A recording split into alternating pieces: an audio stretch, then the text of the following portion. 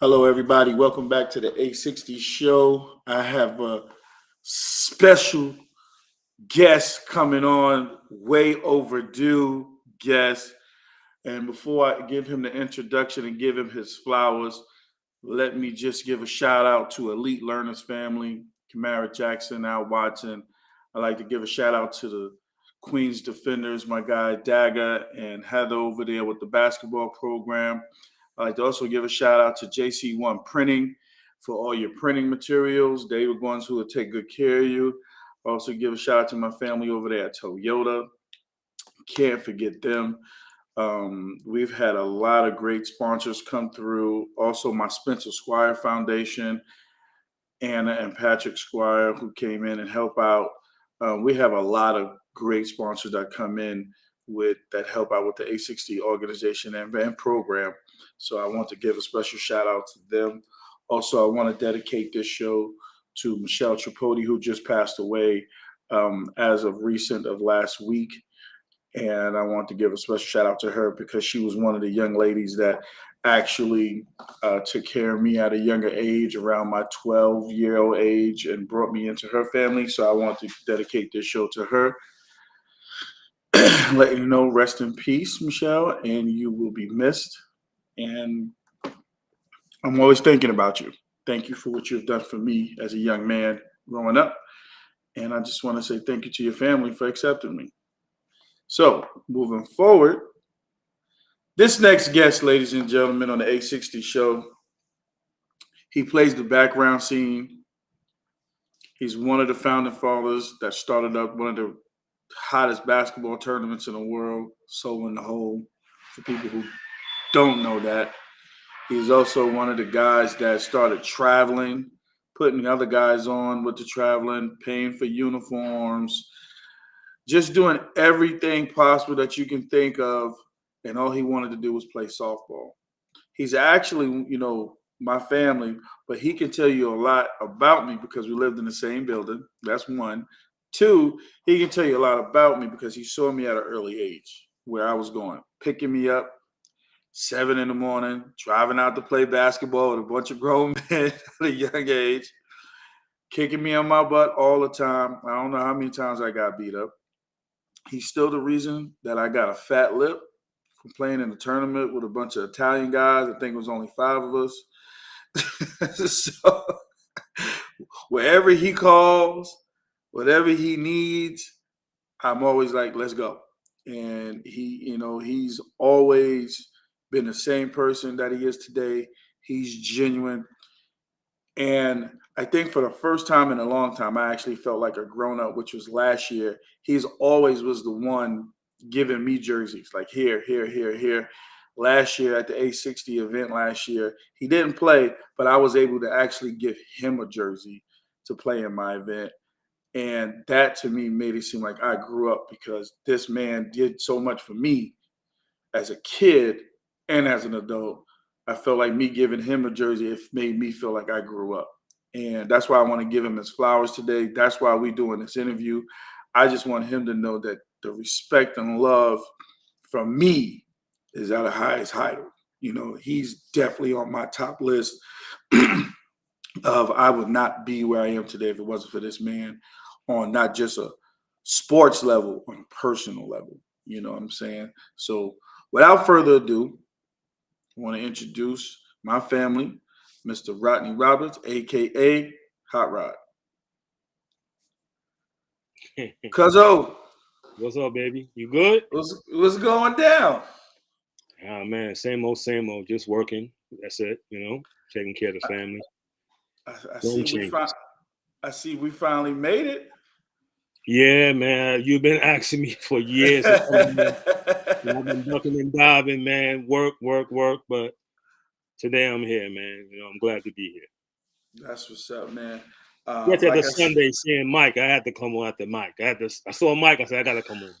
yeah, you got to follow Mike. Mike's tough. You know what I'm saying? You got to follow Mike. Mike is tough. Mike is tough. um, but man, I want to give you your flowers, man. I just want to say thank you, man, to your contribution to what you did for me personally outside of softball, basketball, and of course, people don't know I play football. But outside of that, You know, you was the first person that was taking me to LaGuardia to play with you and Charlie. You know, just other different parks. We was just going to different parks. He was like, "Yo, just get in the car, let's go. We're rolling." That's it. You know what I'm saying? So if it wasn't for you, bro, man, I probably wouldn't have stayed that path of sports.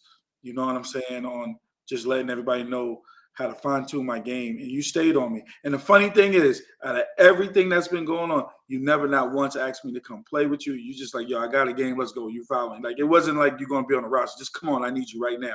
Right. You know what I'm saying? So I just want to say thank you, man, and I appreciate you. You don't get enough respect as you deserve because you're one of the best first basemen I've ever seen out there. People don't know you catch, you pitch, you know, you did it all. And I just want to say thank you for what you've done for me and to the contribution of this game, brother. Not a problem. Not a problem. Glad to be there. Like I said, you always worked on your craft, and that's one thing I noticed. I'll come home from a game, and you'll be in the park just shooting by yourself, running routes, football routes by yourself. That's why you got my son doing that. We'll get to that later. So I saw that in you. So I knew that you wouldn't turn an opportunity to come play, whether it was football, basketball, or softball. So I grew up playing baseball. So, you know, I said, hey, let's go. This kid, let's go. And you follow. And you, whatever, if you couldn't get in the game or whatever, you sat on the sideline and you studied. Plenty of times you came to games and watched me and Booby do our thing. So kudos to you, man. So that work ethic is something that I admire, something that I used to do. I've spent many days in 44 Park by myself, just shooting. You know what I'm saying?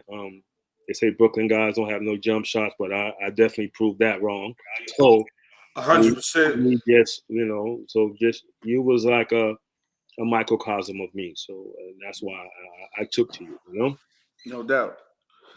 Well, I appreciate it, man. Let's jump into it, man. Let everybody know where you were from originally, bro. I'm from Lexington Avenue, man. I grew up on Lexington between Bethany and Nostrand. And then at a young age, we moved to Marcy Projects. Got into a fight the first day in Marcy Projects. I had to let them know, you know, I wasn't having it. And so from there, it just, you know, junior high school 117. You know, I grew up right across the yard from Jay-Z. That was crazy. You know, before he became who he became. But I grew up right across the yard from him, you know, playing ball with this dude named Tommy. And it was just one of the things where Marcy Projects, I really, really honed my skills. I would see Biz and Sherrod walking through the projects, going to football. So it was a thing where that's why I really played every sport by the season. We've been playing hockey on roller skates, you know, with broomsticks and cans. So again, we play sports by the season. So that's why I was kind of well adept in every sport. I wouldn't say I was great at every sport, but I can hold my own. Right. Right. And football was my weakest sport because my cousin Ty lived in Browns. They lived in East New York. That was their main sport, and they used to play with helmets and shoulder pads and stuff. And I caught the ball over the middle, and I got hit. And from there, I've been the center ever since. Like I got hit hard, man. So you know, I played football, but I played the line. You know, right. But other than that, man, it was again. You learn to play every sport in my time, right? Right. So, and that's what happened, you know. But baseball was probably my best sport, like as a young age. I played at the Barneys, and not Barneys. I played the Bombers in Tompkins Park. So we was a low budget. We wasn't Barneys. We wasn't, you know, youth service. We was the Bombers. But again, it was a league, and I played in it, you know, and that's why I learned how to play baseball, you know. So it was pretty cool. Where did you go to high school at? Did you end up on that side of town? Did you go to we moved to Gates Avenue after my after I graduated junior high school, we moved to Gates Avenue. I didn't want to leave Marcy Projects, but you know, my mom got remarried and you know, we moved to Gates Avenue. And then I ended up going to Boys and Girls. Now I wanted to go to Martin Luther King High School. I got accepted there. I knew Boys and Girls had a good basketball team. They had Pearl, they had Elma Anderson, Eric Brown. Elma, wow. Right, at that time. So I was like, there's no way I'm making that basketball team, right? So I wanted to go to Martin Luther King, but my mom wasn't having it. You know, There was people getting, trains and fights. Mm. You can go to Boys and Girls. So That's a long ride from the crib to yeah, Martin Luther, so, you know what I mean? I went to Boys and Girls, and I said, you know what, I'm just going to chill. I played baseball. I played baseball freshman, sophomore. So then, but finally, playing in Seoul the Hole, 44 Park in the summers against 88, rest in peace. Rest in peace, 88. Anthony Austin, I kind of really honed my skills a little bit. So my junior year, I was going to try out. Now, we still had Anthony Austin, Robert Gilmore, rest in peace, Nestor Payne, Mark Diaz, Joe Fennell, Eric Brown. Mm-hmm. I was going to try out. I was ready.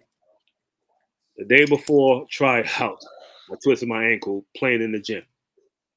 Right, so I didn't try out. So Coach Brown said, I can make you a manager. You see me playing in the gym one day. So come down, try out. I'm kind of stacked because we had Mo Kirby, another guy, rest in peace. Rest in peace, Mo He was only Kirby. a sophomore or freshman when I was a junior. So I was like, man, they stacked. You know what I'm saying? But it would have been tough, but, I got hurt anyway, so it was cool. So I just played pickup basketball here and there. I played at the Armory with Moses, rest in peace. It's a shelter now, but it used to be an after-school center. I never knew that was an after-school center. I just always thought that was an Armory all those years. After-school center, they had arts and crafts, basketball, singing and dancing, of course, African dances and stuff like that.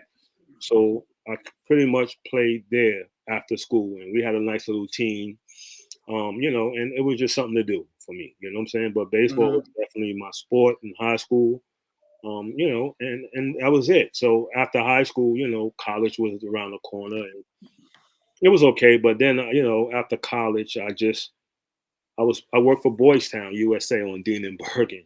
Mm-hmm. It's like a lockup center for juvenile delinquents. So, I would go outside and with them, they, had to be escorted everywhere they go. Mm-hmm.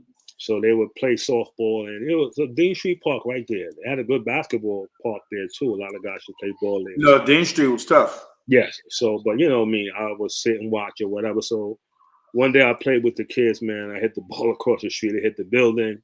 And my man, Ed Jackson, who played travel ball, he got me into travel ball, believe it or not. But it wasn't for his team. He was like, I'm going to get you on the travel team. So I go. They introduced me to Tony Castilla for the Dodgers, and that's why I started playing with, traveling upstate, going to tournaments and stuff like that. Because it was like with a Dudley was button and still, it was more like baseball. Mm-hmm. So I felt their baseball vibe. I started traveling just so, you know what I'm saying? Mm-hmm. So it was fun. So then I started playing travel ball, and I met Roberto. He came to a game I was playing for. I forgot who I was playing with. He came to recruit somebody. Mm-hmm. The game, he recruited me like, yo, I want you to play with me in Kingston Park. I'm like, Kingston Park? He played three outfielders. Softball played before. Nah, this league is lob. I'm like, lob. I'm like, let's do it. I play sling. I play four cross, and we play button and stealing. I don't know what you're talking about. He's like, yo, you got to give it a try. It's the best tournament in Brooklyn, best league in Brooklyn. So I get there my first year, and I met Eric White, Smitty. Those guys was fast as hell. But they temperament and attitude didn't fit Roberto, because Roberto was a yelling and screaming. Mm-hmm. So they left, and we had the 3 R's: Rich Murray, heavy brother, right? Rest in peace, Heb. We had Ron Lashley, and we had Rodney Roberts. So those were the 3 R's we had.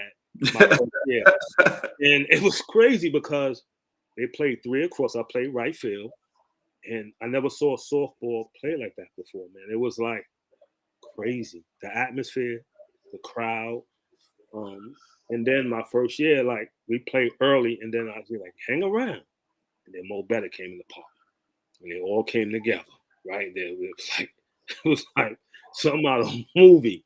They came together. They was in sync. And I'm like, yo, who's this bow-legged dude? Like, giving orders, like Chris Legree. And he had those guys ready to play. So they kicked our butt, of course. So my first year, it was a learning experience, right? We played 3 across. I played right field.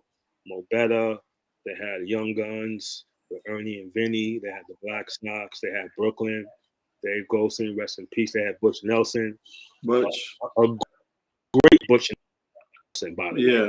Yeah. He's good arm. I mean, I've never seen guys defensively like Butch Nelson, Tap Randall, and Al Watson. Hmm. Those three guys are the best three infielders. It's interchangeable. You can put one at second, one at third, one at short. It doesn't Mhm. really matter, right? But they all play Mhm. shortstop for their respective teams, and it was just I wasn't all about the talent that was there. Forster, Boots with shorts, hitting Yeah, the he was ball. different. He was He was different. They had Big Dwayne, lefty Big Dwayne. You Hmm. know, it was great. So we finished like in the middle because you still had Showtime, right? With Marlon, rest in peace, and all those guys, and Heavy played with Showtime. So Mhm. it was just crazy. But okay, so we got through the first year, and then the second year, we picked up Gary Brunson. They call him Pink Lip Gary, right? Pink lips. Right. I brought him to Kingston because I was playing my cousin fraternity team, and they suck. But Gary stood out. Of course, he was hitting bombs. So me and him played. We batted third and fourth. And I was like, yo, bro, you got to come play with me in Kingston Park. So I brought him to Kingston. So our second year, we got a little better, but we still wasn't there. Like the top. Do you still talk to G? Yeah, from time to time. From time to time. Okay. Okay. So we had a pretty good run, but so we had Jacob one year, and he still made the best catch ever in Kingston Park. The brother kept saying, Jacob, to play three across. So he's in left field. He kept cheating towards the line. But brother, like, no. Move more to left center. Move up. So, Jacob will move to left center. And then the pitch come, he'll move back to the line. Mm-hmm. I forgot who he was playing, but there was a ball hit down the left field line. This dude took off full speed in the air with airborne, like he was flying, and caught the ball. I think I remember that game. That game. That was the It was best. down the line. I think I remember that game. That was the best catch ever. So we got through that year. He didn't beat Roberto up. We got JB Senior.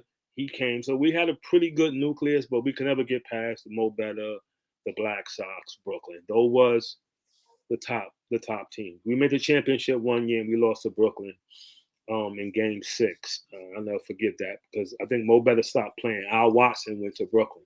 Mm-hmm. And he was playing second and Butch was playing third. Short, and they beat us in the championship. So I stopped playing Kingston for a while, because I was doing the travel ball thing. Mm-hmm. And then this dude, the George Steinbrenner best style, like Mike Mitchell, comes to my club. He calls me. I don't even know who this dude is. Yo, Hot Rod, this is Mike Mitchell. I'm like, okay, who are you?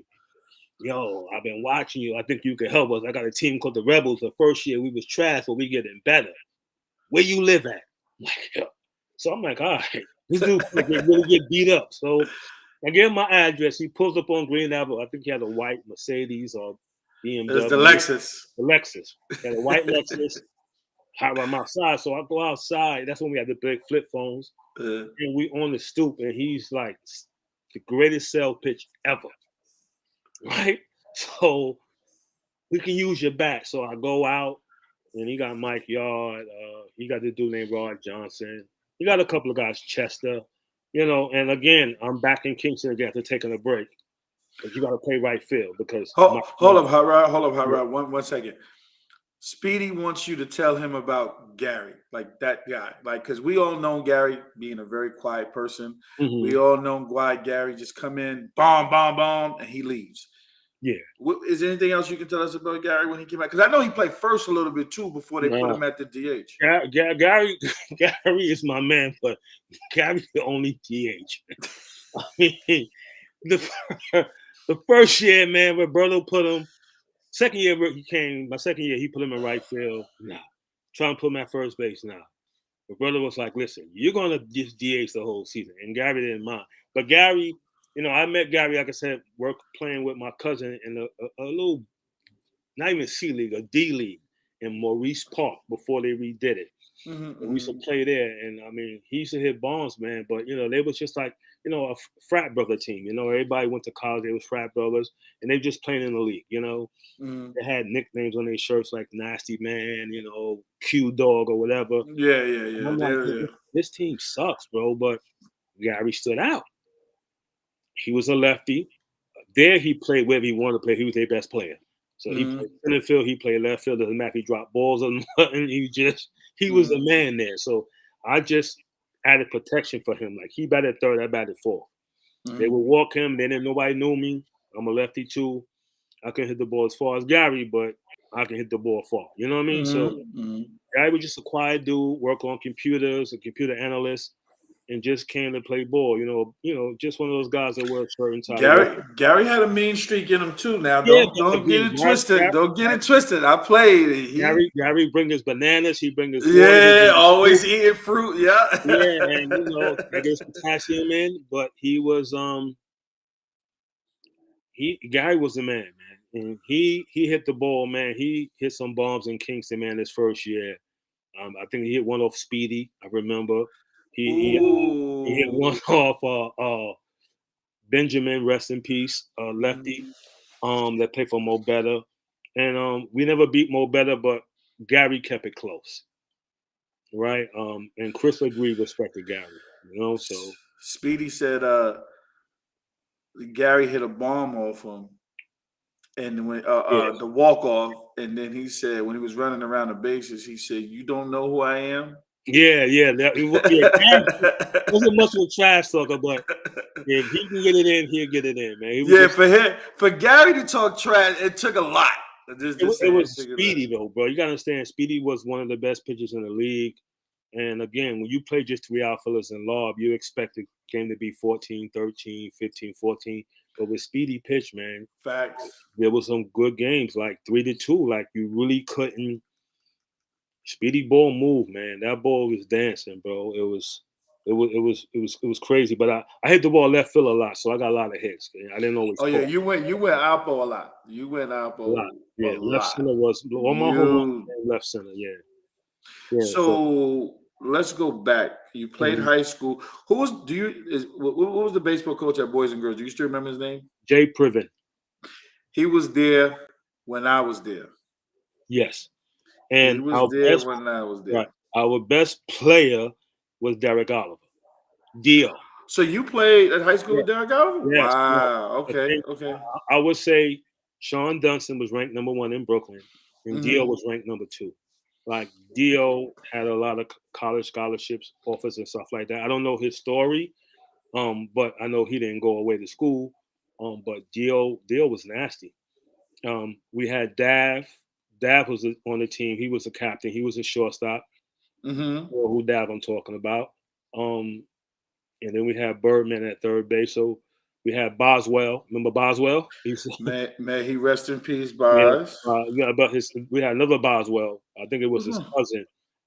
Yeah, he played Boswell, not the older Boswell. The skinny Boswell. Okay, I know you're talking about. He was nice, but another Boswell. So when I went to Boys and Girls, we didn't have a good team. We didn't have a good team to my senior year. We had a nice little write-up in the Daily News. You know what I'm saying? So that was my one claim to fame. I made the papers. So, but baseball, that was it for me, man. So Dio was definitely the man. But when Dio graduated, and then Dav and Birdman graduated the year after, and then it was my turn. It was my senior year, and we had a decent team. We made a good run, but we went up against this dude named Al Toledo from Brooklyn Tech. He threw like 95, and that was it for us. But we had a pretty good run senior year. Spanish dude, huh? Yeah, he was nasty, man. He was Brooklyn nasty. Tech, boy. Them boys, they had some Spanish dudes over there, man. Them dudes had They were definitely the truth. Did you play college ball too? I played JUCO. But then I got hurt. I got a couple of offers to play, mid major. So Wichita State was on my radar, but then I tore my knee up. I went out there for summer classes, and I tore my knee up, and then I came back home. And then the rest has just been work. That's what's up. So now you're done with college ball. You're doing your little tournament circuit. Where did softball become the next entity after baseball? Because you're a baseball guy. Right. So now you're doing fast pitch. Because I've always known you to play fast pitch. You was the first person to always tell me about Central Park and all that type of stuff. I was doing Central Park weekdays, call out of work, go play in Central Park with guys, man. But again, Tony Castillo with the Dodgers, they put me onto the travel circuit fast pitch. But again, it was Roberto. It was Roberto because Okay. he came to recruit somebody. He recruited me. I liked him from the jump. The way he talked about sponsoring and paying for everything. So that was right up my alley. But so he got me into playing Kingston Park, and then Mike Mitchell, So, but Mike, Roberto never put me in harm's way. I played right field and I played first base. Mike Mitchell said, "Yo, you a lefty. Your ball naturally moves. I'm gonna make you a pitcher." Mike did me a disservice because the Black Sox killed me one year. Tap, Vinny, Little Joe, Derek, about 7 people hit the ball over the fence. Back to back. Now, granted, it was a double maybe back then. There was a double. That's a double. Right. They hit 7 doubles in a row. So I'm looking at Mike like, "Yo, you're gonna take me out?" But Mike, like, "No, you got it. That ain't nothing." Man. The next Sunday, now this guy hit the ball the furthest off me than anybody else ever in life. Jamal, the boys, my dude. Yo, he hit the ball. We was playing on Atlantic Avenue side. I think he was playing with TNF maybe at the time. Did he play with TNF? Was it TNF? Who did Mike play? Who did Jamal play for? Well, me and him came in together. Remember, we started with the Legends. It wasn't a Legend. Then we played with the Horsemen. It could have been the Horsemen. Probably was Horsemen. Could have been the Horsemen. It was you guys. Yeah, right. It was the Horsemen. Probably was the Horsemen. You went like 4 for 4 for me, and you kept laughing. But it's always funny because you're my family, and then we gotta go home, and then exactly. So it's different, you know what I'm saying? Well, you hit it inside the ballpark, up the middle, and you just was hitting the 4 for 4. But Jamal hit the ball on Atlantic Avenue side. He hit the ball over the bathhouse and right center, and it went like there's bleachers there now past the bathhouse. The ball landed there. So after that, I'm like, "Yo, Mike, I'm never pitching again." Like, yo, bro, the Black Sox killed me, 7 doubles in a row. And then the next week, Jamal hit that ball. I didn't pitch no more after that, man. But I knew Mike Yard was his boy, so I played right field for the rest. Well, we played 2 years with the Rebels, and then I stopped, right? I went back to traveling, I put the Arc Ball team together with the white boys. We went to Virginia. I started doing that. And then I went to Long Island to play fast pitch again because, again, lob and arc really wasn't my thing, fast pitch.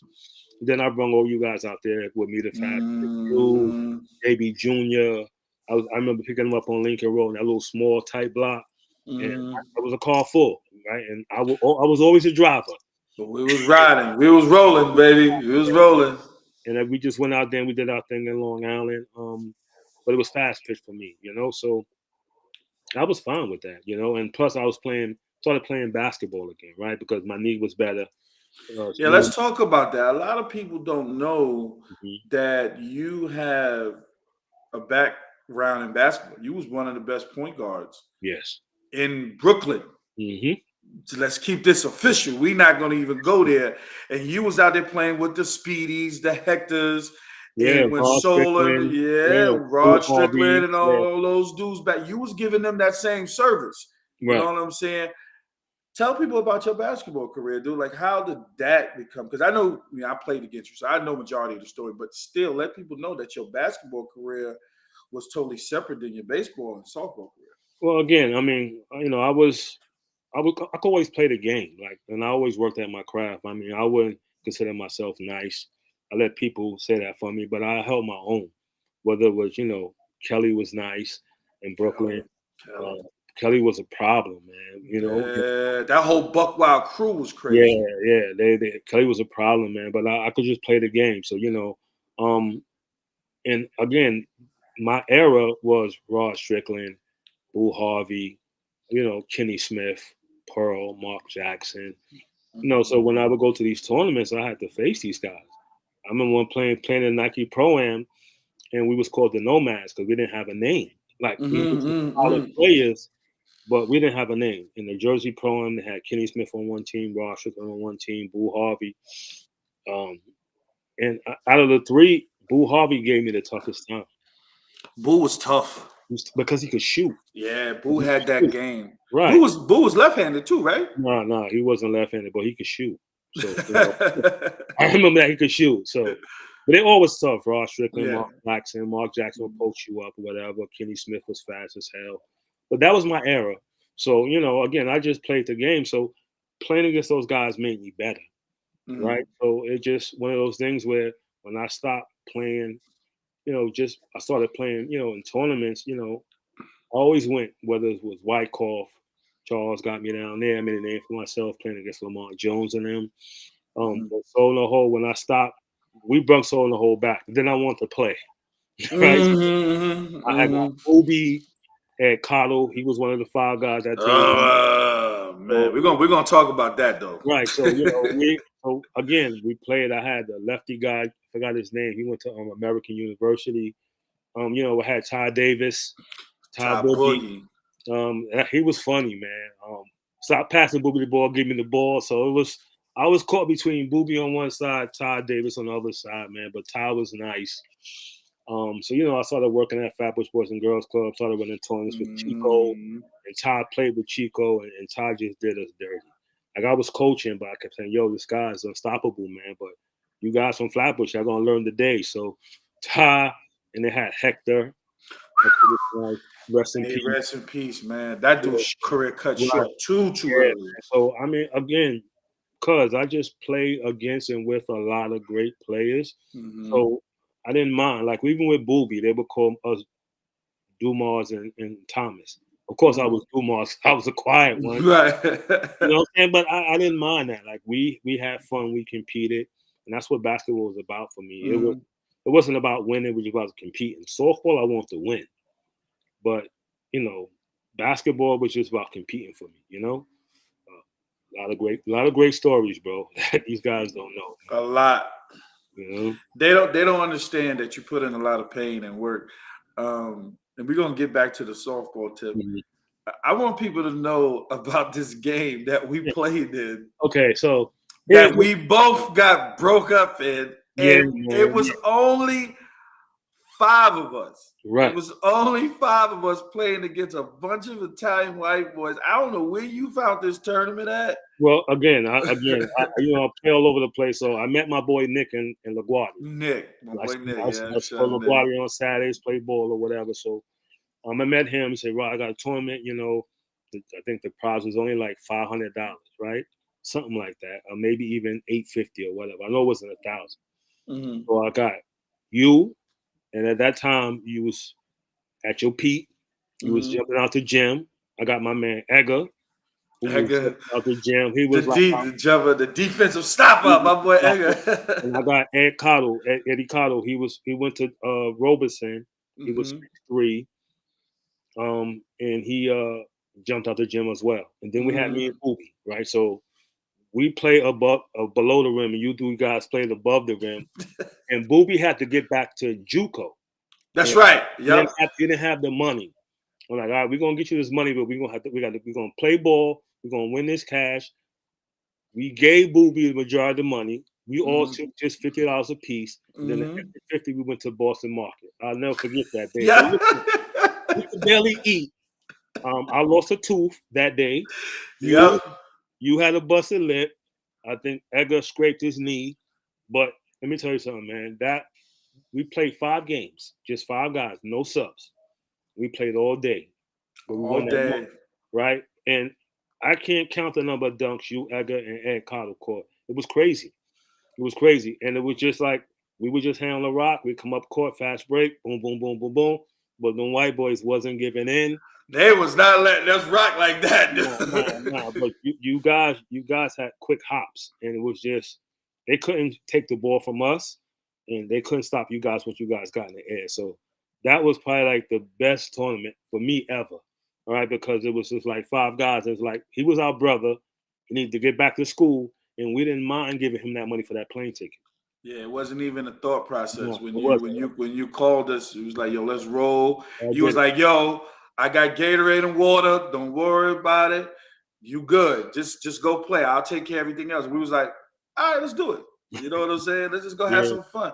But that's not the only thing. You've always done stuff like that.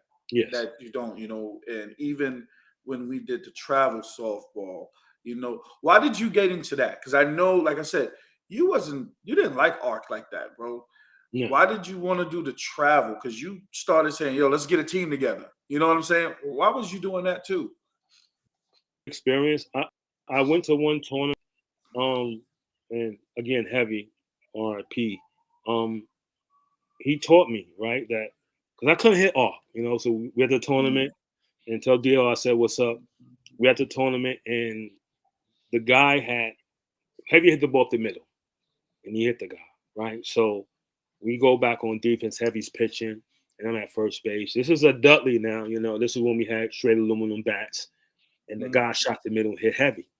So the ball hit heavy so hard that it came to me at first base.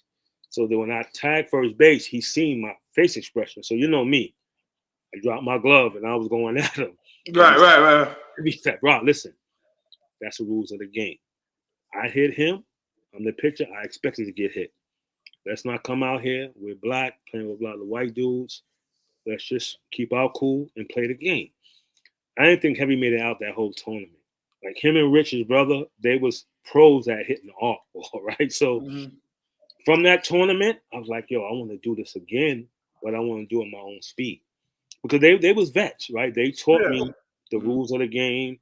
We went out late that night in the hotel lobby and we were just throwing the ball up and, we hitting the ball or whatever so I can get acclimated with it. I never forget that, man. So, but I want to bring my people, right? I had some white boy friends out on Long Island that I made connections with. I had a couple of you guys and I want to do that. Like Tony Cherry was taking guys away. I want to do the same thing. So I worked 2 jobs, saved my money, and brought uniforms for everybody. Like, listen, all you gotta do is come play. I'm not paying your hotel, but if you come play, you don't gotta worry about nothing else, right? And I did that not only traveling, but also locally, also, right? So I put a team in Long Island because I didn't really rock with the city, the 5 boroughs, and that's why a lot of people really didn't know about me, right? Because I took you guys. We went to Long Island. Everything I did was, if you know, it was in Long Island. It was always in Long Island. Yeah, it was. I never did anything in the 5 boroughs, right? Because I just, again, I'm a quiet dude by nature. And then, I just want to get away from that element a little bit and show you guys there's more softball to be played, not just locally, right? So it wasn't people on the sideline. It was just people playing the game, right? When you win, you lose, you lose. And that's what it was about. So traveling was something I want to try. We did it for a couple of years. It didn't last long. But taking Jesse and those guys, and we actually met you guys one year at the tournament, and we played against you guys. I don't know if you remember that. And I pitched. And once again, y'all killed me. It was just... What are you talking about? I know you're talking about... Virginia, I think. It was Virginia. Fairfax? Maybe, yeah, because one year we got rained out. And we didn't get our money back. That was the year that we went with Roberto. No, I don't. Was that the year we went? Because remember the year that we that team because we had Dougie. I had all these guys I always wanted to have on my. So team. It wasn't Parsley. It was RC crew. It was Rodney's crew. Right. It was Rod's crew. Right. Rod's crew. Right. Okay. So it was fun, man. So you live and learn, and from there I got that concept from Roberto. Roberto for the posse paid for everything. He just said he wants you just to come and play. So I got that concept from him. And he would work overtime at Transit, and we didn't have to buy anything. So I got that concept from him. So some people say, no, you make those guys play, they be more committed. I don't see it that way. You make guys feel special, they're going to come give 110% for you. So that's why I did what I did, And I had a conversation with Roberto because, I tried to get him to do an interview. Just like you, eventually I'm gonna wear him down. Don't worry, I'm gonna get him. But I asked him that question. I said, and it was me being on that interview stuff, just asking him, like, yo, dude, why was you paying for everybody's stuff, bro? Everything. And he said, Al, just like you said, I want them to just come play. I don't need them to worry about nothing else. If I can take this away from them, because sometimes financially it hurts everybody. He said, but I'm taking that element away from them to just come play softball for me for a few hours. I'll do that. But you got to be loyal to me. Right. If I take care of this, you got to be loyal. And I always respected that. You know what I'm saying? Like when he said that to me, and now that you're saying it, it kind of actually makes a lot of sense. His one mistake, though, was getting vests. Right? Because guys used to wear gold T-shirts under it. black T-shirts, and that's to piss him off. He he didn't was a go. Pirates fan. He didn't go. He didn't go Chip on him because Chip, if you have the wrong belt, you're not playing for Chip. Oh no, you ain't doing that. But Roberto was getting mad. Like if he got a gold vest, he expected you to wear a black T-shirt under the gold vest, not gold on gold. So, but that was his only mistake. So from him, I never got vests when my team played. So took a lot of guys out in Long Island. You, Little Joe, Butch Nelson, Dougie, all came to Long Island, on the strength for me. So I know JB Jr. So I never forget stuff like that. Yeah, it was crazy that you did a lot of stuff like that. And like I said, man,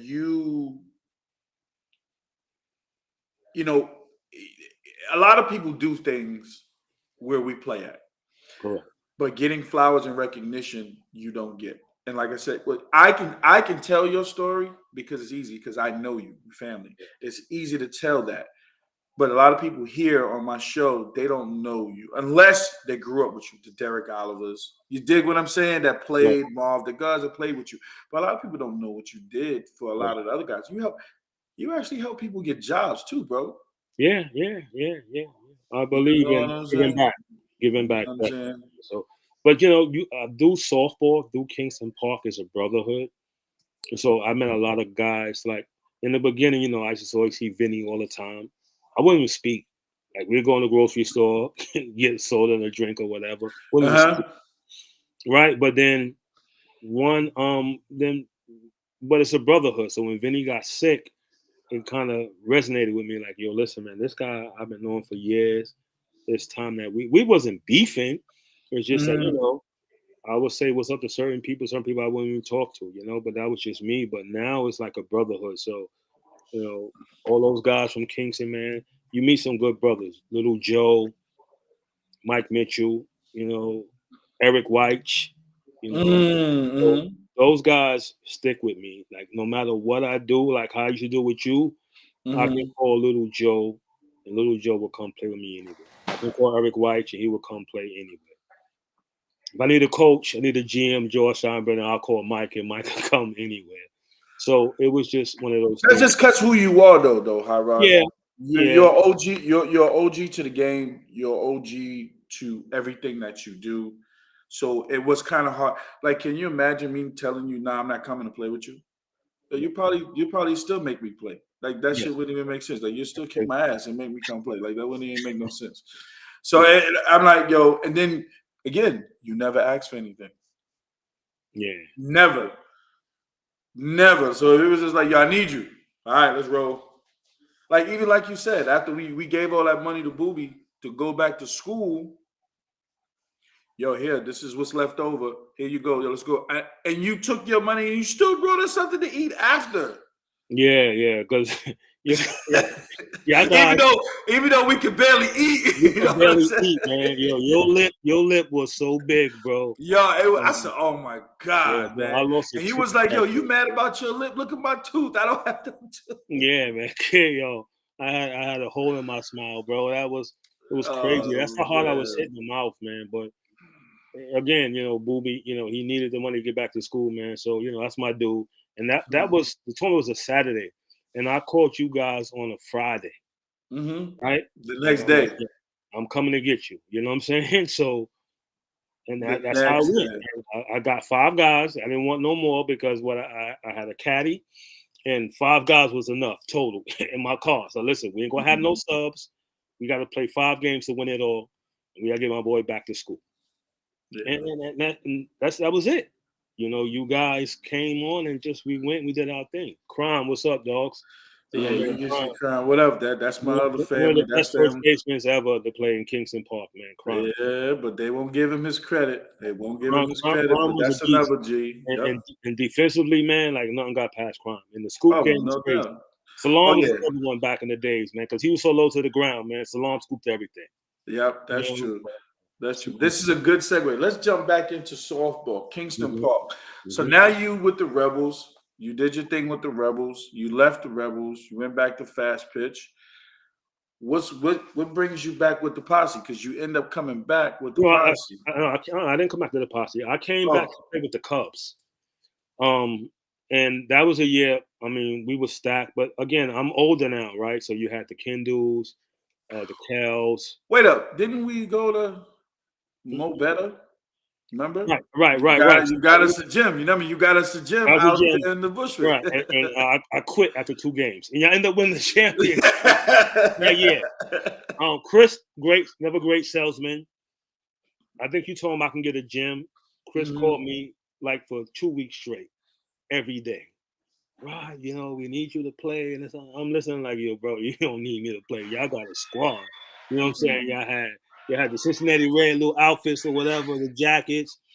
But I got the gym for you guys, and we practiced in the gym for a couple of weeks until it got warm. We went outside. I made every practice, and then 2 games into the season, we played doubleheaders. Of course, I didn't get in. So for 4 games, I didn't play. And we're blowing people out. Like, I understand I'm not part of your starting crew, right? But I didn't even get in the game. Listen, this dude pretty much used me for the gym. So after 4 games, I quit. That's when I brought Gary to the team. Yeah, so I mean, Big Gary J was came over. right? But you had, of course, you had Watson, yourself, you had Eric, you had Chuck, who's a beast. That's my boy right there. Chuck can hit his ass off. So we had all these guys. So I definitely wasn't going to start. But I'm like, the way they blow people out, I was on the other end of that a lot with the posse. I get in that battle too. So I can win, right?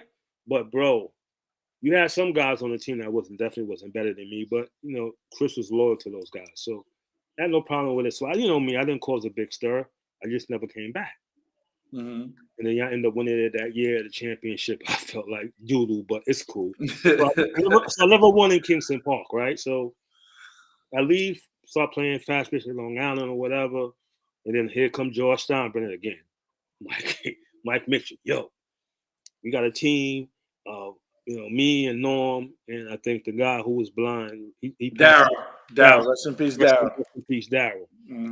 We got a great team, but Vinny's going to coach you guys. But we're going to be the sponsor. We'll be there, hard. I make sure you play. Because Mike, remember I quit Mo Better. So right. So I go down, and Vinny calls the lineup out, bro.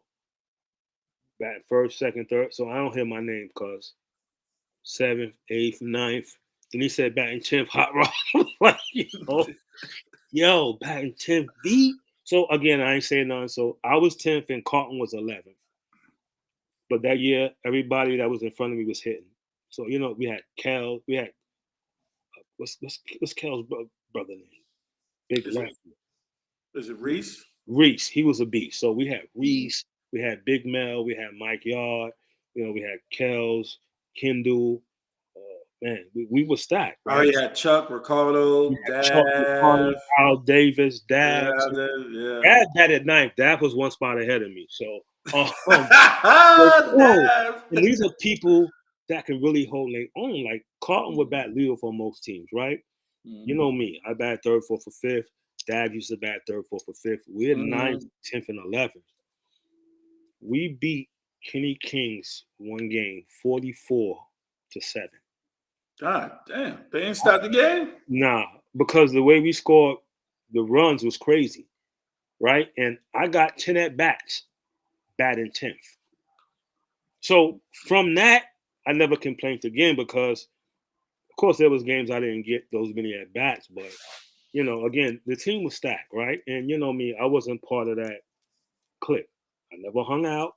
I come, I play, and I leave, right? And that's always been my motto, right? Whether it's basketball or softball. It's just, I don't hang around because, again, I just ain't feel comfortable doing that. Like, I speak to everybody, but then, me, I'm a homebody, bro. If I'm not playing ball, I'm not working, I'm in the crib. And that's pretty much how it went down, man. So that's crazy. Then I expanded my game going out to play in Cambria. Ended up winning a couple of championships out there. So, So that's where I'm at every Sunday, bro. It's like, I know you take it very high out there. yeah, I don't appreciate that. I haven't seen you play in so many years. I come all the way from Texas and you don't get a fucking hit. So I just want to say that kind of pissed me off. And then you talking about I can't hit the ball like I used to no more. bro, I can't. After I watch you play, and you say I can't hit the ball like that no more. And I'm Well, like, dude, I can't watch you play, well, bro. you know what it is, honestly, bro. My left eye is really bad, so it's to the point where if I cover this eye, you're a blur. But people don't know that. My eye's been Mm. bad for like the last 10 years. Oh man. And that's why I go to left field a lot. But because I used to do that anyway, people don't pick up on that. But I don't see the ball clearly coming off the pitcher's hand. That's why I don't play at night no more. Oh, okay. At all. No night games at all. If it gets, I'll sit the bench. But daytime is okay, but it's still, I don't have the clear vision. That's so I go to left field. I'm actually a single hitters now, but people Okay. still play me like because of the respect they used to give me. But they don't know. Uh-huh. I guess it just gave it away. So I guess Right. Now they're gonna know we're gonna pitch him inside to that bad situation. they be playing me shallow now, and throwing me out from the outfield. It's cool. Oh man, that's crazy. So let me ask you this question. What was your first impression when you walked into Kingston Park? Because Oh, everybody on here, that comes on, they say, it was crazy. Some people say it was like joining the major leagues when they saw it. To me, I thought it was like walking in the Yankee Stadium. What was your first impression going into well, Kingston Park? we had a 12 o'clock game, our very first game playing with the Posse. And I'll never forget, and Roberto wanted us there kind of early, right? To get the uniforms out. And so I'm watching, it must have been TNF versus Showtime. And I'm watching Hev and all these guys play. And the three outfielders was really got me. Because again, baseball is three. All my years of playing softball, we played with four. Mm-hmm. So to see the amount of talent in the space that these people in the outfield covered, it wasn't so much the infield. I was in awe of everybody that played the outfield, whether it was Derek from the Black Sox, you, Jacob, Dio, anybody that played the outfield, how you guys covered the ground, right? I was like, yo, this shit is crazy. This is amazing. Like the atmosphere, people on the sides betting like thousands of dollars, right? And it was just one of those things where like, yo, this is this is big time softball here, Mm-hmm. right? And then I looked at Roberto. I'm like, yo, are you serious? He's like, yo, bro, welcome to the big leagues. I'm like, yeah, you ain't lying. So we start to play, and first game, Eric and Smitty quit. Like, yo, oh, these guys was our rabbits. Mm-hmm. They quit because of whatever they had with Roberto, the beef or whatever, Mm-hmm. But Roberto's Roberto, right? And so you have to know, like even with Chip, if you play with Chip, you got to know off the grip that this is what you're going to get. Chip is not going to hold his tongue. He wants good baseball, and I mean softball. And if you don't play it, then he's going to bench you. He's going to again. It just Chip. But Kingston was a different animal, bro. It was something that I always cherish. And I'm just glad I won to say I won. Now again with the Cubs, it wasn't as tough as the Mo Bettas, the Black Sox, the Young Guns, TNF, Showtime. It wasn't like that, but it was still competitive, right? Mm-hmm. But we was clearly the favorite. Like Kenny King's team was good, but there was no match for us, man. Not at all. Well, by you being out there at different eras, because at that time I think it was the change of guard. Correct. And being at the early stages, you can honestly say that it was a different level of competition. Did the players change in that era? You know what I'm saying? So like I can say I remember seeing you at your peak. Mm-hmm. I can see Butch Nelson at his peak, a 7 Mm-hmm. at his peak. But then when the Cubs were playing, Kenny King's being a new team, but that AL team wasn't the same as it was when they won in 2004. You know what I'm saying? So that's what I mean, like that peak. Oh So yeah, tell me about that change of guard. you can see the changing of the guard. I think after we won with the Cubs, I think Evo evolved, right? So you had Little Mel, you had Donnie, you had Mike, you had Tyrese, and it was their time now. It was their era. But Little Mel played with another level. He played with us, right? I was there on the bench with dude, and he was like, bitching about not playing. I'm like, bro, you just gotta wait your turn, man. I mean, Little Mel could play. And like right now, like he's like becoming one of the OGs, the legends now, right? Everywhere Mel go, Little Mel wins, right? So so that era, it was no comparison. Not to say these guys couldn't play, not at all. That era with Jake, Magic, right. That's what I'm saying. Yeah. Rick Wayne, Foster playing outfield with Boots. It was just crazy, and it would never be. Dio was at his finest then. Al Watson, Tap, Butch Nelson, Milt, JB Senior. I mean, that era can't be duplicated. I don't care what nobody say. Again, not to take away nothing from the younger crew, but after even when we won it, it was kind of watered down a little bit, right? They had good teams, but we were head and shoulders above everybody else, the Cubs. But, right. But our era, even though Mo Better was the cream of the crop, you still had Mo Better, Showtime, TNF, Young Guns, Black Sox. Those 5 teams right there was top tier. Right. And in the middle, you had us, and a couple other teams, and even that's why I think the Mayor's Cup was so big. Yeah, that Commissioner's Cup was right. So even Commissioner Cup, correct, right? Commissioner Cup. So therefore, you won something. So the bad boys took their lumps, right? Desperados took their lumps. Cardinals took their lumps. Exactly. Yeah, you're right. Rebels. Yeah. So the era changes, right? So once we won, I think Evo came into to the group, and they were still good teams, but it wasn't the same. Right. And this when we played, we were just straight aluminum. There was no composite bats, right? It was a Z core, it was the East End. You know what I'm saying? We had just true the D Marinas. Exactly, right. And we just had pure bats. And to see the way Foster, Jamal, Big Dwayne, Jake, Magic, those guys hit the ball was crazy. Tap, Butch Nelson was unstoppable. It was just Kingston was definitely. It was different. It was different. It was different. And then, that's why I tell people I can only speak for the era that I played from 99, from 94, 95 to 2005. I saw that era. Now there was an era before me, of course. I didn't see that era. You know what I'm saying? But the era that I played in there, it was some great talent, like you said. And then when you see it past that era, the past 2005, that's when everything started moving towards that. I want to say St. John's when Kingston got rebuilt, stuff like that. So it's different period. But like I said, the changing of the guard, like the Evos came in. I just wish, like Mike said the last time when he was on his interview, that it should have been more younger talent coming in behind the Evo to keep the league more relevant and keep the league more going in the park. Yeah. That was my only thing going in there.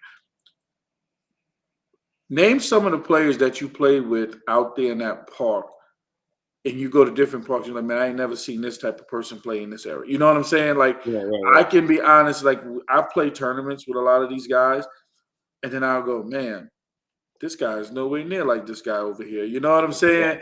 So that made me want it to be more towards this person because everybody had their own specialty, as I always call it, whether it be hitting, defending, throwing, running.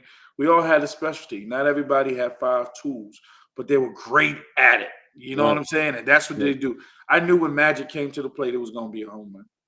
Yeah, they do that stupid ass. Yeah, that little clown walk, you know what I'm saying? That's my guy, I knew if Heavy came up, it was a guaranteed double. Dio, guaranteed. You know what I'm saying? It was just certain people.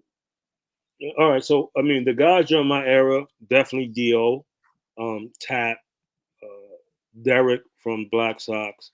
Yeah, you had Heavy, RIP, you had his brother Rich, Ron Lashley, Al Watson, Butch Nelson, Milt, those JB Senior, Crime, these guys could just hit, like they just played the game, and it was like I seen Dio play baseball in high school. So nothing Dio did surprised me because in high school he was a beast. This is baseball. So you imagine law pitch softball. Dio was a monster, bro. So Forster watching these guys. So when I go to the park, like to go play ball somewhere else, anybody with muscles, I compare them to Forster, and like, nah, Forster got this guy beat. Again, the dude came to the park sometimes with cut off jean shorts, not even regular shorts, jean shorts, and boots, and it wasn't even tied most of the time. But he was a beast, man. So when you play in that era, again, like I was a little guy in that era, right? Compared to the guys that I played against. Mm-hmm. Even a guy like Vinny, man, little as he was, like Vinny hit the ball fence every time he got the back too, man. Mm-hmm. Mm-hmm. Single or double, Vinny got you that, right? So, and then you look at him just really wanting to coach as he got a little older and not even play no more. But then you messing up, I'm pitch hitting for you. Bang. You know what I'm saying? Yeah. Crazy. So that was Vinny, right? So once I left Kingston, man, it was a little let down a little bit, but that era can never be duplicated. And I would say that, right? So I move on to Canberra, and my team from the travel guys, we get a team together and we kill Kings. We killed Canberra, right? Mm-hmm. And then we came back to defend our title, but guys wasn't committed, so we lost the semifinals. Mm-hmm. So then I come back again. That's when they had the loaded bat, right? Situation where Butch Nelson went and got a bat from the other team dugout and hit a bomb, one bouncer to right center. And Butch was like, listen, I'm X age now. And look what I just did. This bat is loaded. I don't hit bombs like that no more. So they was an A's. So they end up losing that year. The next year, I came back with the A's. Right? So now I'm bringing my Brooklyn brothers. I got Vinny. I got Tap. I got Little Joe. I got Ernie. You know what I'm saying? I got Eric White. I got Big Mel. I got Little Mel. I got Donnie. I got Little Mike. All these. I got Dave Golson. He didn't play that much, but he was on my team too. Right? Wow. So me, Mike Mitchell, and Mike Yard, we was in my crib. We're like, well, we're going to do this. We're going to go and we're going to get revenge for the A's because they got cheated. You know, Darren had loaded bats and they ended up winning. So we was the A's. And we came back. We had rest in peace. We had Big Russ. We had Reese. Yo, we had a whole Brooklyn squad, right? That year was a tough year, right? Mike Yard lost his wife. White lost his moms. Big Mel lost his moms. Right? We had, you know me, cause when it comes to shirts, so we had like 4 shirts that year, 3 hats, and matching pants for each shirt. We just one pair of pants though. But okay. we did our thing, and I think we must have went overall. We finished that year maybe 30-2. Oh wow! Yeah, we killed that league, bro, and it was all a whole Brooklyn squad. So for my man Richie, we had a whole Brooklyn squad. And we just dominated, right? To the point where they didn't want us to come back the next year because we did a lot of fighting, but it was among ourselves. We never fought anybody from another team, but you know we're Brooklyn, right? So we argue among ourselves, but so they think people are going to fight, but that's just the way they speak to each other. We knew each other, grew up together, so I found it funny. So it was just one of those things where it happened. And it was like the greatest time that I had as a coach, right? I mean, the Black Indians never, ever could be duplicated. But that A's team is right up there. They're neck and neck. But the A's was special because it was my Brooklyn brothers, right? Because right. I didn't really grow up with them. I knew them from the park, but it really never was no conversation, right? But the respect level was there. So during the 40 and over game one year, like, listen, I'm bringing the team together. Tap, I'm in. Vinny, I'm in. You know what I'm saying? It was just Little Joe, I'm in. Well, Little Joe was my man, so he was going to be in it. But Ernie, everybody came together. Mike Yard, Big Mel, and we just had a hell of a season, bro. Like it was crazy. Like the pictures on Facebook, the way we celebrated with the champagne, you see Vinny running around. It was just the best best time I had as a coach, bro. I'm not even gonna lie. That team was special, especially when we went through that year with losing loved ones like that. Yeah, definitely. And those guys still showed up to play, and it was special to win that one. And we beat Cedric Washington in the final game of the championship to win the championship. And You Cedric know, Washington is a beast. you said you knew the guy that me and Mike was talking about him. John Brown, yeah. John Brown. John Brown. So tell me about that. You said you know him too. Yeah, man. Listen, John Brown was a quick worker. He threw the ball hard. Like he just you wouldn't think he is when you see him. He wear baggy sweatpants, usually a t-shirt with a hole in it. He just grabbed the ball and he just throws darts. So you had Cedric Washington who threw darts, right? You had all these guys. But again, I played with these guys because I played at Central Park and I played with Travel Circuit. But for these guys here, they wasn't equipped to that. So the first time you see a Kabasa, the first time Kabasa threw Mike Yard called timeout, was like, yo, ref, you threw the ball overhand. But Mike Yard's a comedian, but he was serious, bro. Like I knew some flamethrowers, right? So and I played against him, so I know all these guys. And I just seen John Brown 2 weeks ago. Okay. Help a guy out for first opening day for Snowflake 2 weeks ago. And I walk up to the park and who's there? John Brown. Oh, man. He's a legend, bro. So yeah, okay. I don't throw that word around loosely, right? Mm-hmm. Legends. Al Watson, legend. Tap, legend. Butch Nelson, legend, right? Mm-hmm. Magic, legend. Jake, legend. I don't throw that. I don't have to be a legend. I played in that era, right? So there's levels to this, right? Yeah. I'm just a competitor, bro. You know what I'm saying? So I'm fine with that label, I had my man Wu on here, the white shout out to Wu. Crown, had Big Bro in here, you know that.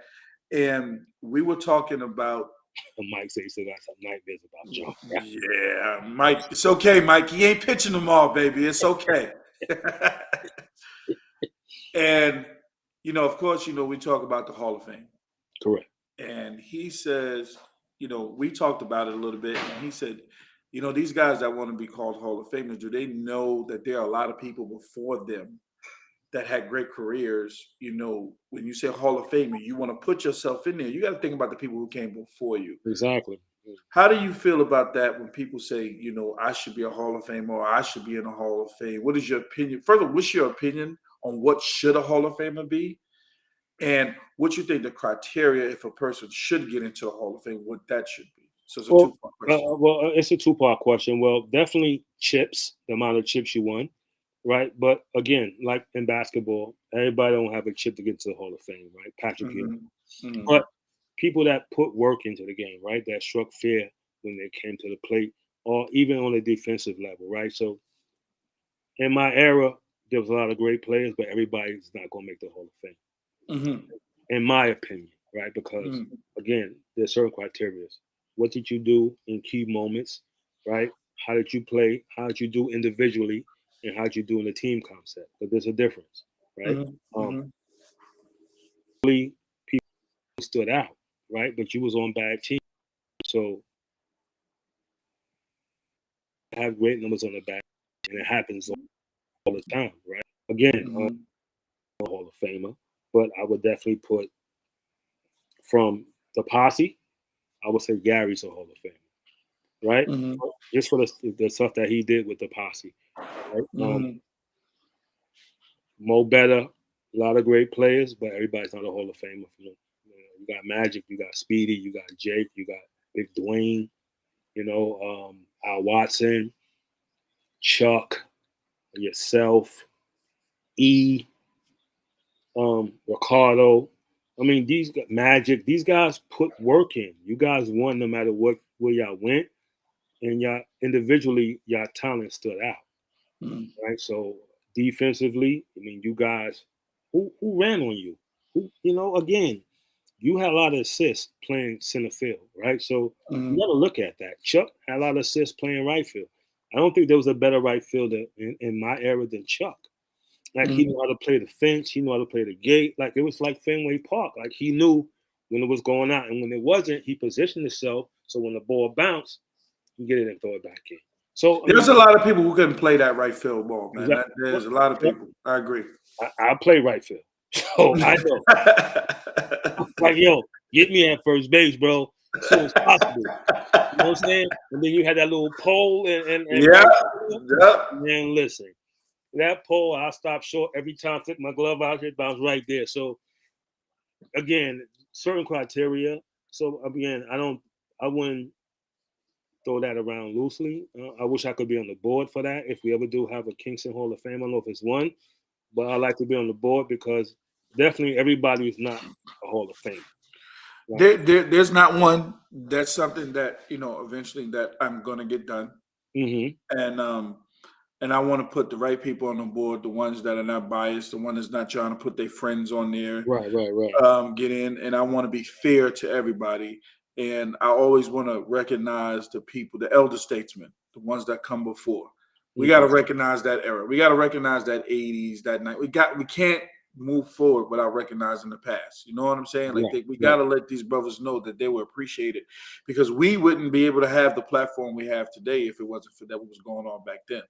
So I definitely want to make sure we get it done right. So I'm definitely in the process of putting things together, of putting a good team together, just hopefully to get it done in a timely manner. It's just all about the numbers, how many years we've actually been doing this game of softball. And I just want to make sure I get it done right before it gets done, Right. So that's one of them. But I appreciate that answer. In Kingston, did you ever feel any type of pressure when you ever went up to the plate? Because I can tell you there's moments that I can just tell you my first year with Showtime, being in a championship game, playing with Heavy and Black and Russ and all these guys, and I'm playing in a championship game, I'm nervous. I'm not going to even hold you to that, because you don't want to make a mistake. You don't want to make an error. You don't want to throw the ball all the way to first base or anywhere. You want to make sure that you get the job done. So was there any moment when you ever went to the plate that you was pressured? Nah, man, because you know what, cuz? I can always hit the rock.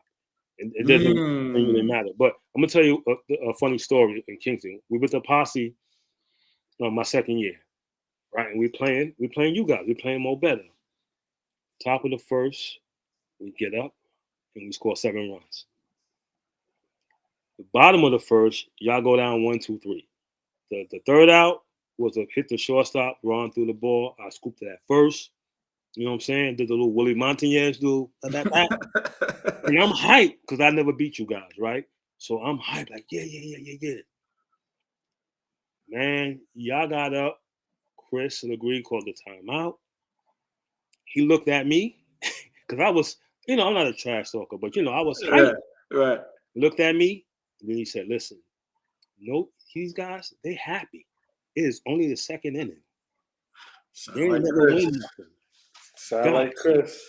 Fucking around and put the pressure on. Y'all beat us 20-7. We didn't score no more. Yo, man, listen. There's coaches and then there's coaches, right? And I picked up a lot from different people. Chris Legree, Bobby Cortez that used to coach the Black Sox. So I pick up these things, right? And it was just like, you have to know when to motivate your team. You got to know what buttons to push. Chris Legree was a master at that, bro. Because he had a football mentality, right? Because he's from football background. But he just knew what button to push. We didn't score no more. Y'all beat us 20-7. But the first inning, we scored 7 runs, bro. And I was like, I'm finally going to beat these mother, you know what? Yeah. And, bro, it didn't happen, man. And that just goes to show the difference between, Mo Better and the posse. We couldn't reach that level, that plateau. But I understood that, right? That no doubt. It's not going to happen. Like, we're always going to be the second tier. And until they leave this league, we're not going to win. And sure enough, the year y'all didn't come back and y'all broke up, because Al Watson was with Brooklyn, we went to the championship, the posse versus Brooklyn. And, we lost. I think it was 3 out of 5 then. Or we lost, I think, in game 4, 5. But that's when Butch Nelson and Al Watson was playing second and short, and they just put on a clinic. Put on a clinic, bro. I can't. I can't say no more, but the glove work with those two guys, man. You know what I'm saying? No doubt. Because Tap wore a glove like he was Michael Jackson on his throwing hand, and I never understood that. Yeah, I still to this day don't. He did it in the A. He's funny because he did it in the A60 game when he played this summer, and I still Had the quickest release. You talking about like Mahmoud Aruf, like he just had in basketball. right. As soon as the ball touches his glove, it's boom. So those three guys definitely. There was a big tall first baseman, skinny guy, Slim, I think Sticks or whatever. Bones. He was My a man Bones. right. So Play with the Playboys. My right, man Bones, Bones. Crime, Salon was my three favorite first basemen to watch out there. Because I was a fellow first baseman, so you love their craft. So, but again, man, those were the days, man. That era, that time would never be duplicated. I don't care what nobody say. I mean, you have a right to feel the way you feel in your era when you won. But I know I won in Kingston with the Cubs, and it wasn't the same. I mean, I was happy because I finally got my chip in Kingston. But if I'd have won back in that era when we played, man, I would have been ecstatic.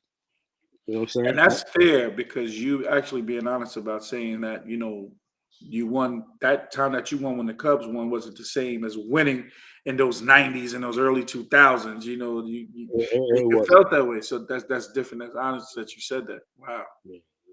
At that time, Kingston was rocking, man. I got to give him that. So but those was the days, cuz. I mean, It was something special. I ain't even gonna hold you. Yeah.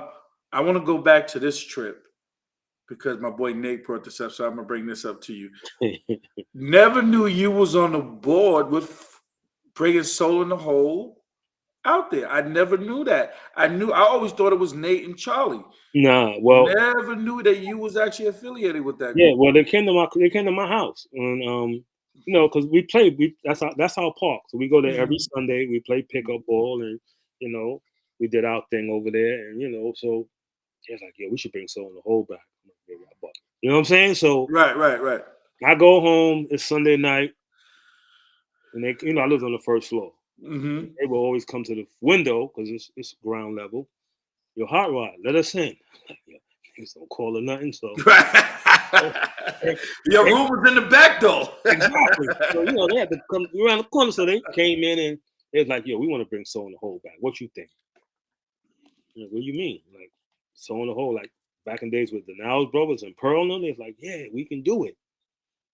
All right, I'm down. You know what I'm saying? So that year it was me, Charlie, Nate, and Sean Stewart. So it was really me, Nate, and Charlie that brought it back.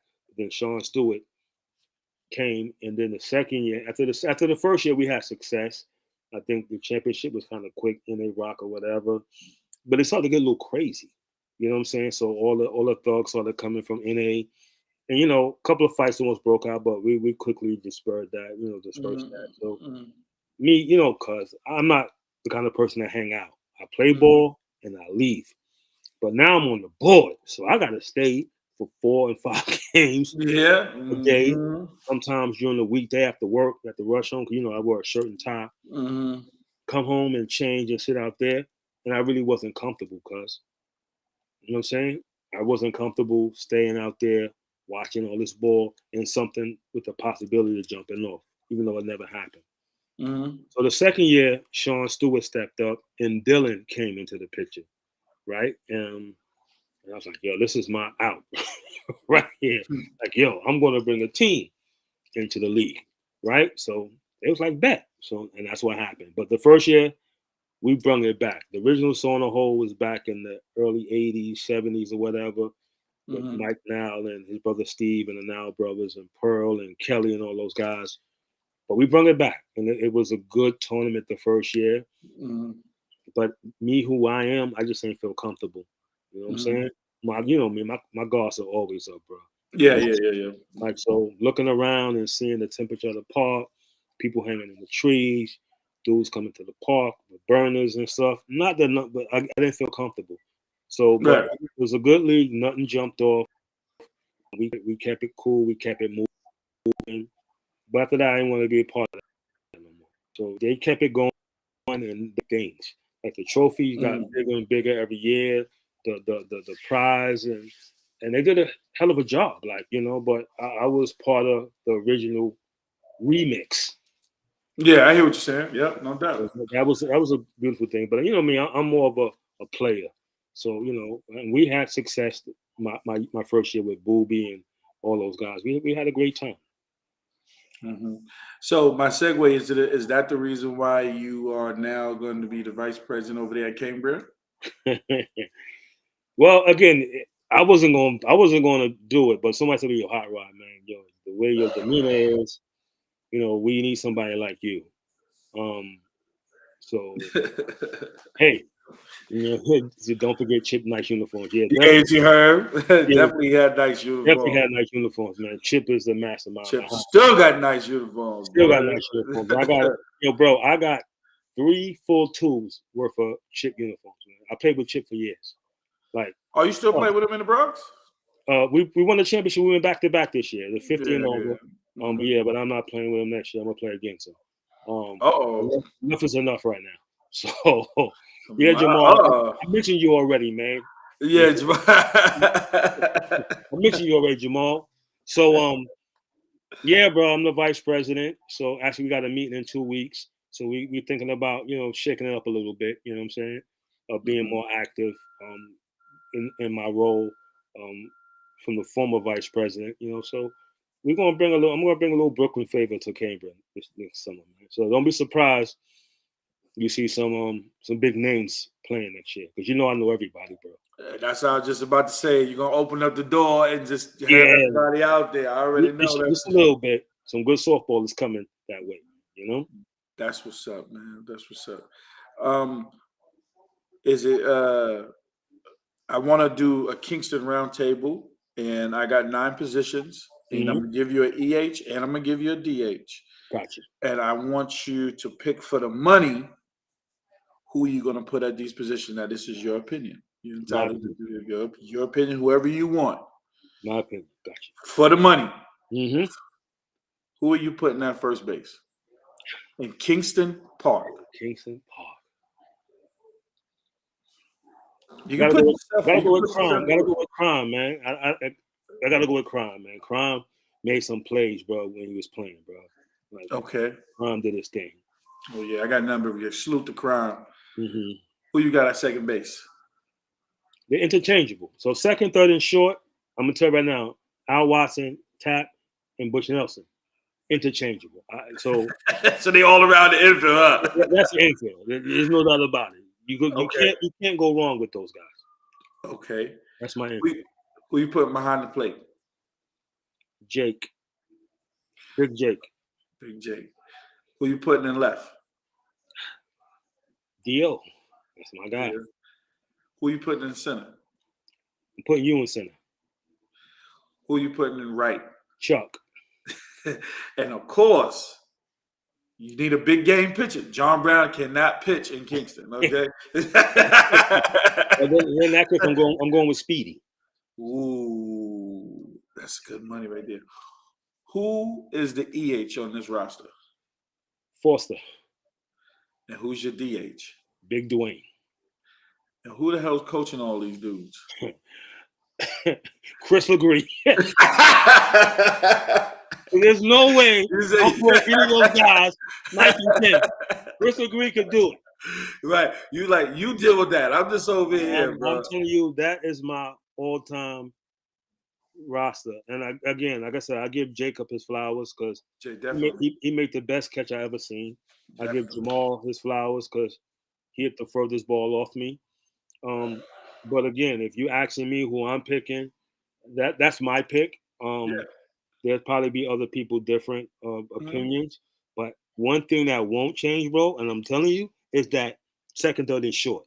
Everybody gonna have those 3 guys on a, you know, center field. You can go with you can go with Milt, you can go with JB Jr., you can go with JB Senior. Yeah. It's a lot of guys, right, that played the outfield. Derek Malamore, even Jamal. Jamal was a good outfielder. Nothing taken away from family. That's family too, so nothing taken away from that. That's my crew with the EA and DH, and I'm definitely not coaching them. Chris LeGree can have that honor because he's the only one they probably won't want to beat up. You know what I'm saying? So, Yeah. because how you gonna put that lineup 1 through 11? Like, it's crazy.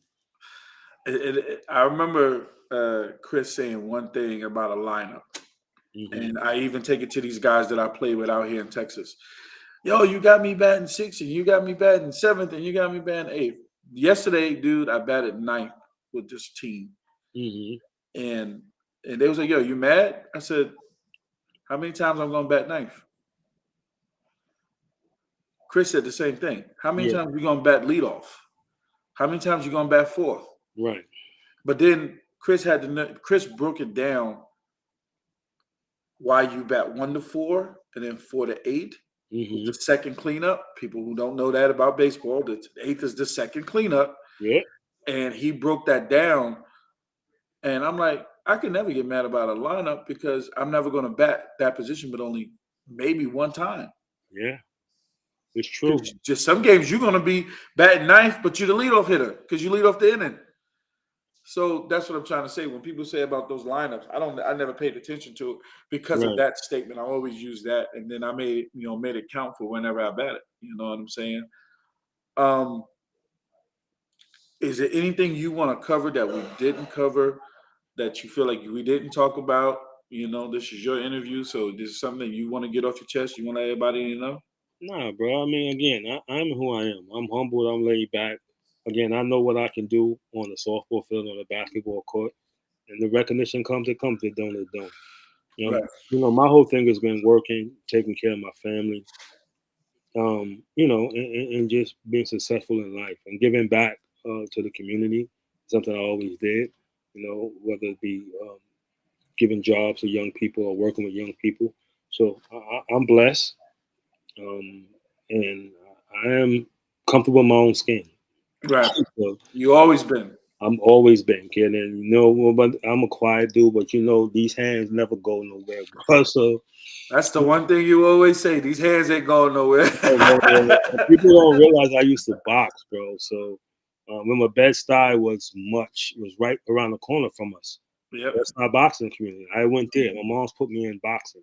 Mm. Like when we first moved from Marcy Park to Gates Avenue, she put Mm. me in boxing. So I learned, a thing or two. But I've never wanted to like brag or nothing like that, or just put what I learned to use because I don't fight. You know what I'm saying? But Right.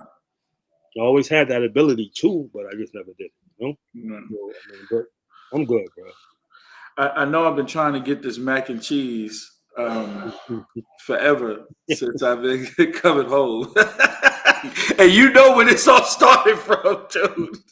This all started from one cookout, just one cookout. One cookout, bro. And I was like, oh my God, man. Yeah, I got to get it. I haven't had it since then. So, I got to get that. Yeah. But next time you come home, bro, just let me know, man. I have my mom put that Yeah. together. Cause my mom's is like, everybody think their mom's is the best cook. Yeah. But now my mom, she can burn, bro. You know that, bro. Oh my God. You got to tell me nothing. Let me know. And me, you, and a couple other guys to get together. We go to the crib and I'll buy the groceries and she'll cook. As long as I buy it, she'll cook it. She's still the same. She's still the same, bro. She like, I ain't buying no money for Al or anybody else. If I buy it, I'll cook it. But I ain't spending my damn money, so Oh man, never change, bro. So just let me know when you're coming through, bro, and I'll definitely make sure that we have that. And I'll buy the groceries for my mom to do that. Get a couple of guys, Watson, Tap, Vinny, not too many. But yeah, I know. We'll come to the crib and we'll just throw down, man, and talk about old times, man. No doubt. Well, family, I appreciate you. Thank you for finally giving me this interview. It took me years, but I finally got it. Thank you for giving me this interview. And your flowers is well deserved, brother. You, in my eyes, you're gonna always be a king. I'm gonna always hold you to the highest high. And I appreciate you for everything you've ever done for me, period, on a personal level. Forget the softball stuff, on a personal level, and always being there for me, man. I will never forget that and cherish that for the rest of my life, bro. So thank you again, my brother. I appreciate you. No problem, brother. Peace, man. Peace out. Love you, cuz. Love you, family. All right, later, bro. Everybody that tuned in tonight for this show, please go subscribe to my YouTube channel, Chopping It Up with A60. Once again, chopping it up with A60. Please subscribe to my YouTube channel. I would appreciate that. Also, for those that like this interview, please like and share this interview. Please like and share this interview. I would appreciate that. If everybody that tuned in tonight, I would appreciate that. That was a great interview with my family, Hot Rod. He's always wanted to come on, and I'm gladly I got a chance to get him to get on. And it was fun, man. I just love talking to my family. It's comfortable and it's down home. Melvin, good looking, man. I really appreciate it. Hey, Mel, I got to get you on here too, Mel. Got to get you. You got a softball career too, man. You've done a lot of things in the community. Mel, let me know when I can get you on here, Mel. You know, we got to definitely chop it up and talk, brother. I told Barry, I told some of the old Nubian brothers out there that I need to get them on too. But Mel, I'll start whenever you're ready. You let me know. Shout out to everybody that tuned in tonight. I really appreciate everybody who always checking out on A60. We'll be back with another interview next week. Just stay tuned. And I appreciate everybody. Please continue to stay safe. Take care of you. Herm, I need you, Herm. You know I need you, Herm. I need you. Let me know. Let me know what we can do. Shout out to everybody that always tune in. Please stay safe. Take care of your bodies. And take care of the family. Peace and love. A60 is out. See you next week.